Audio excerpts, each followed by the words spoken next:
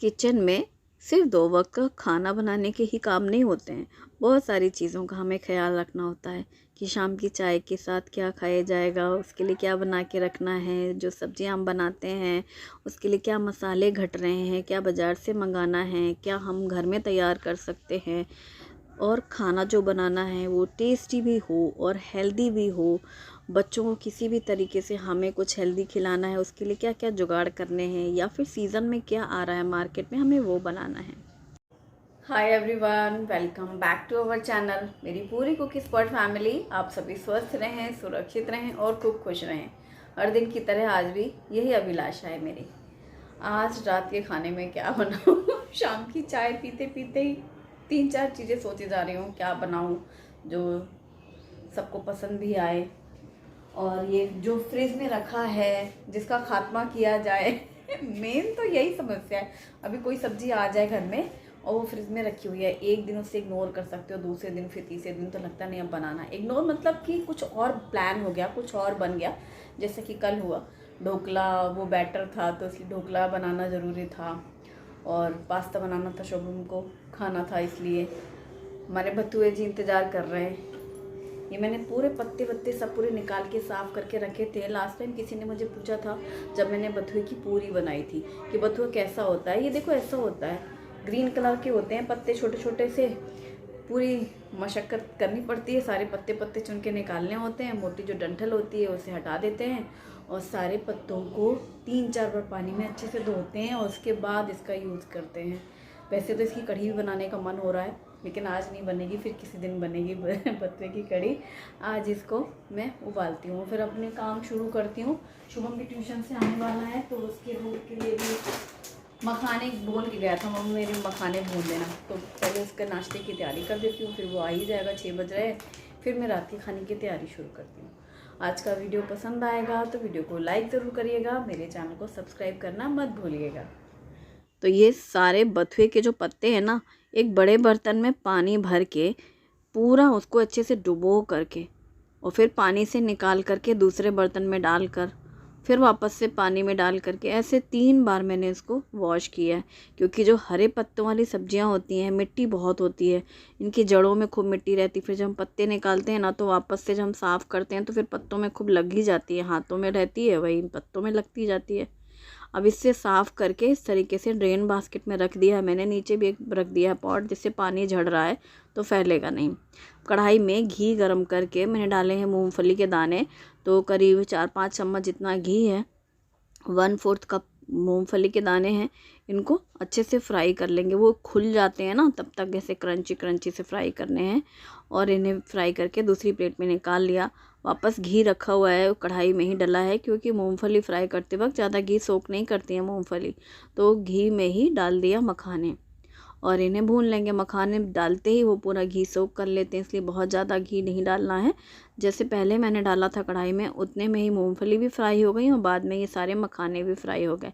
अब भुने हुए मखाने डाल करके हल्का सा नमक और काली मिर्ची का पाउडर डाल करके मिक्स कर लिया। तो ये जो मखाने हैं ना नमकीन, ये बहुत अच्छे लगते हैं, चाय के संग खाना हो या बच्चों को ऐसे शाम की हल्की भूख है तब देने के लिए काफ़ी बढ़िया है, नाश्ता है ये। और सबसे अच्छी बात है कि इसको आप स्टोर भी कर सकते हैं, टाइम पे तो बनाना ही है। वैसे गरम गरम ज़्यादा अच्छी टेस्ट लगती है, ठंडे होने पर भी नमक और काली मिर्च का जो टेस्ट है और क्रंची मखाने और ये पीनट्स बहुत बढ़िया। तो यहाँ पर जार में मैंने बाकी के सारे भर के एयर टाइट कंटेनर में भर के रख लो, आराम से इसको 1 हफ्ते तक नाश्ते में यूज़ कर सकते हैं। अब ये जो बथुआ धुल के रखा था उसी कढ़ाई में जिसमें भी मैंने मखाने भूने थे, इसमें ही मैंने सारा बथुआ डाल करके उबाल लेना है। और इसमें 1/4 कप जितना मैंने पानी भी डाल दिया है। 2 हरी मिर्ची कटी हुई डाली हैं, और आज मैंने अदरक ग्रेटेड करके डाला है, क्योंकि लास्ट टाइम मैंने बोला था ना कि पीसेस कट के डालो, तो कई बार वो थोड़े रह जाते हैं। कवर कर दिया, भाप में एकदम सॉफ्ट हो गया बथुआ। बथुआ में बहुत ज़्यादा आयरन होता है, बहुत ज़्यादा। अभी आप देखना इसका पानी ब्लैक कलर का पानी मिलेगा आपको। पालक और मेथी भी उबालो उतना नहीं रहेगा जितना बथुए में रहेगा कालापन, यानी बहुत आयरन होता है, बहुत हेल्दी होता है, और ये विंटर्स में ही आता है। मुझे लगता है कि इसको जितनी सर्दियों में जब जब मिले लो और ज़रूर खाओ। बस ये देखो पानी नीचे है ना बर्तन में, और ये पूरा मैंने छान लिया है। अब इसको भी साइड में रख दिया है। क्योंकि ये है धनिया, खड़ा धनिया, ये भी आके रखा हुआ था और इसे पीसना है। तबीयत मेरी कुछ ठीक नहीं 2-3 दिनों से, तो कुछ कुछ ऐसे काम है जैसे मन नहीं करता तब मन नहीं करता होता करने का, फिर जब मन कर रहा है काम करने का तब लगातार सारे काम होते चले जाते हैं। तो ये धनिया मैंने डाला है कढ़ाई पर और इसको हम भूनेंगे, हल्का सा गरम करेंगे। भूना मतलब बहुत देर भूनना नहीं है, जैसे हल्का सा गरम करते हैं वो पूरी दाने गरम हो जाएं गुनगुने से, या फिर धूप में भी आप रख सकते हैं, पर धूप इतनी तेज़ इन दिनों रहती नहीं है, तो मैं इसको हल्का सा सेंक लूँगी और बहुत अच्छी खुशबू आती है धनिया की। प्लस जैसे भून कर जब हम पीसते हैं ना तो उसकी खुशबू और टेस्ट भी बहुत अच्छा आता है धनिया पाउडर का। बस गैस बंद कर दिया, इतना कि वो हाथ से ऐसे टूट रहा है ना, चेक करने, नरम नहीं रहे, मतलब बस इतना है। और ये सिक चुका है बहुत बढ़िया। हल्का ठंडा भी होने दें, क्योंकि गरम गरम में अगर आप पीसेंगे तो पूरा ग्राइंडर जार में मॉइस्चर आ जाएगा और फिर आपके वो धनिये में भी आ जाएगा, इसलिए ठंडा होने के बाद ही इसको ग्राइंडर जार में डाल करके पीसना है। तो ये मैं अगारो मिक्सर में पीस रही हूँ धनिया पाउडर। इसमें 2 जार मिले थे ना, ये ड्राई एंड वेट, तो ड्राई जार में ही मैं इसका धनिया पाउडर बना रही हूँ।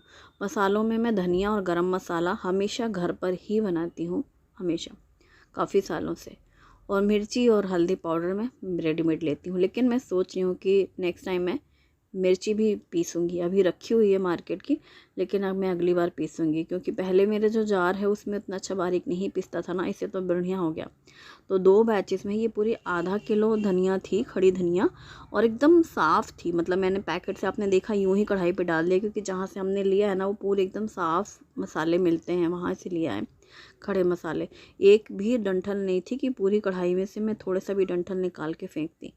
और 2 बैचेस में ये पूरी धनिया पाउडर रेडी हो गया और मैं इस तरीके से भर के रखती हूँ। बाकी हम जब मसालदानी में यूज़ करते हैं डेली, वो मैं निकालती रहती हूँ। तो हल्दी पाउडर, मिर्ची पाउडर और धनिया पाउडर, कुछ दिनों पहले मैंने गरम मसाला पीसा है तो वो रखा ही हुआ है। तो ये गृहस्थी है हर घर में ये है और ये हर लेडी अपने परिवार में ये गृहस्थी चलाती है। और यही सब ध्यान रखना पड़ता है, कौन सी चीज़ घर में ख़त्म है, कौन सी चीज़ मंगानी है, किसकी तैयारी करनी है। तो ये एयर टाइट कंटेनर हैं टपरवेयर, जिनमें मैं स्टोर करके रखती हूँ। बाकी हमारा मसालदानी में डेली यूज़ होता है।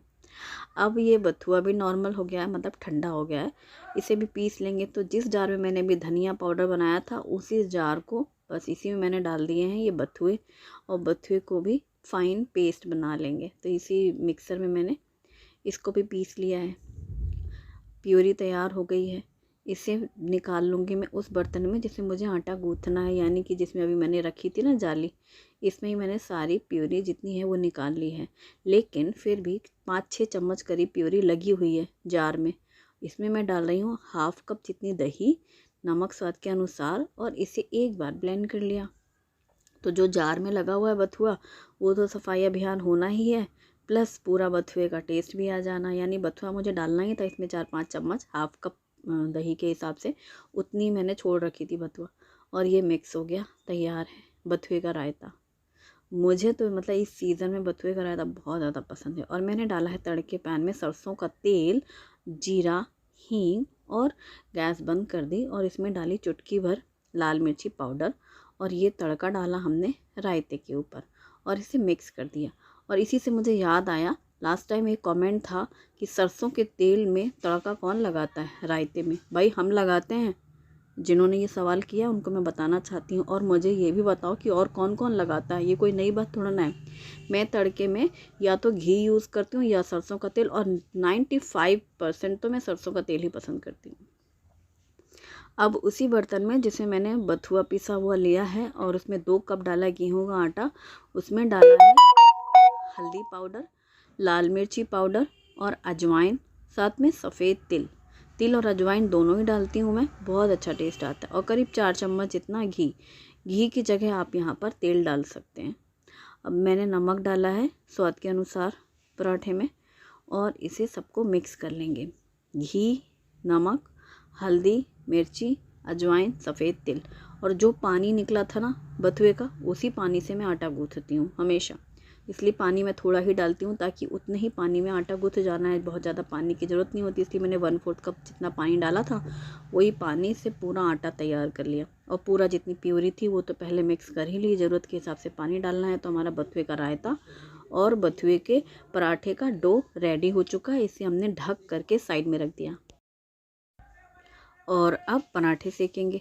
5-10 मिनट के लिए छोड़ दो, आटा बहुत अच्छा सॉफ्ट हो जाता है। बैठी हुई थी मैं शुभम के पास, जब ये था कि खाना खाना है तब सेकने हैं पराठे, भी सेक के क्या फ़ायदा। और हस्बैंड ड्यूटी के लिए बाहर गए हुए हैं, देर से लौटेंगे, खाना बना के ही रखना है पराठे। बस ये था कि शुभम ही गरम खा ले, कोई एक भी ना, बच्चे खाते हैं तो लगता बनाओ। और इसको एक लंबा सा पट्टी जैसा बेल लिया है, उसको 3 पार्टीशन कर लिए पिंच करके, और उसमें सूखा घी लगा करके पहले पूरा, और सूखा आटा डस्ट करके 3 फोल्ड कर लिया। ये 3 लेयर के पराठे इतने बढ़िया लगते हैं ना, चाहे बथुए के बनाओ, चाहे प्लेन बनाओ, चाहे मेथी के बनाओ, कोई भी पराठे 3 लेयर तैयार हो जाती हैं। एक लंबी पट्टी, उसमें घी लगाना और पिंच कर लेना 2 बार बीच में पार्टीशन, तो 3 गोल गोल हैं। और सूखा आटा लगा करके आपस में एक के बाद एक फोल्ड कर लेना। बहुत ही बढ़िया है, बहुत अच्छी लेयर खुलती हैं पराठा खाते वक्त, ऐसे हल्का लगता है। जो लेयर पराठे होते हैं उनमें खासियत ये होती है, पराठे तो लास्ट में बिल जाता है, सब एक जैसा हो जाता है, कैसा भी शेप ले लो, स्क्वायर लो, गोल लो, पर जब वो सिकता है ना तो ये लेयर जो होती हैं ये ऐसे खुलती हैं। और जब आप खाते हो तो बाइट जब तोड़ते हो ना तो पराठा खुल जाता है, जिसकी वजह से वो हल्का लगता है पराठा। यानी ऐसे पराठे 2 से 3 इंसान खा लेता है, उसको हैवीपन नहीं लगता। और एक जो पूरी बड़ी सी लोई का और बड़ा सा पराठा या छोटा सा पराठा ही क्यों ना, मोटा सा जो हो, वो खाने में हैवी लगते हैं। इसीलिए लेयर वाले पराठे ज़्यादा अच्छे लगते हैं खाने में, सिकते बहुत बढ़िया है। और ये बथुए का रायता है, बथुए के पराठे हैं, और विंटर स्पेशल गाजर का हलवा गरम करके निकाला है मैंने अभी। हालांकि हलवा बाद में खाने के बाद ही खाते हैं, प्लेटिंग की है मैंने। वीडियो पसंद आए तो लाइक ज़रूर करें और मेरे चैनल को सब्सक्राइब करना ना भूलें। बस हम बाद में खाना खाएंगे। Thanks for watching.